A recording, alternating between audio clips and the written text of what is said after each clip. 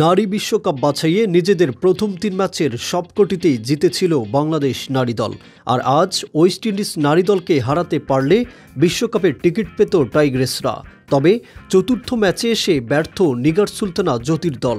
ফলে বিশ্বকাপের টিকিট পেতে নিজেদের শেষ ম্যাচ পর্যন্ত অপেক্ষা করতে হবে বাংলাদেশকে। লাহোরে টস জিতে আগে ব্যাট করতে নেমে নির্ধারিত ৫০ ওভারে ৯ উইকেট হারিয়ে ২২৭ রান করে বাংলাদেশ। দলের হয়ে সর্বোচ্চ ৬৭ রান করেন শারমিন আক্তার। জবাবে খেলতে নেমে ৪৬ ওভারে ৭ উইকেট হারিয়ে জয়ের বন্দরে পৌঁছে যায় ক্যারিবিয়ানরা।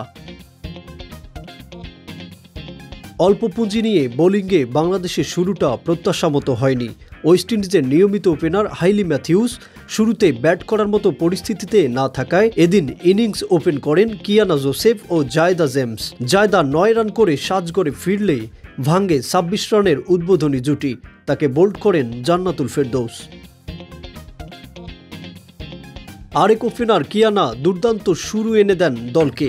আক্রমণাত্মক ব্যাটিংয়ে ক্যারিবিয়ানদের শক্ত ভিত গড়ে দেওয়ার চেষ্টা করেন তিনি। তবে ৩১ রানে থেমেছেন তিনি। এই ওপেনারকে জ্যোতির ক্যাচ বানিয়ে সাজঘরে ফিরিয়েছেন রাবেয়া খান।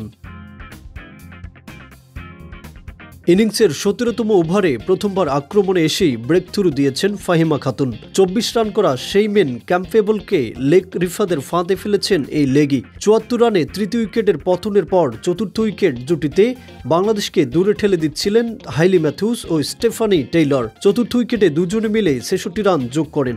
ম্যাথিউসকে ফিরিয়ে অবশেষে সেই জুটি ভেঙেছেন মারুফা আক্তার। ৪৫ বলে ৩৩ রান করেছেন ক্যারিবিয়ান অধিনায়ক।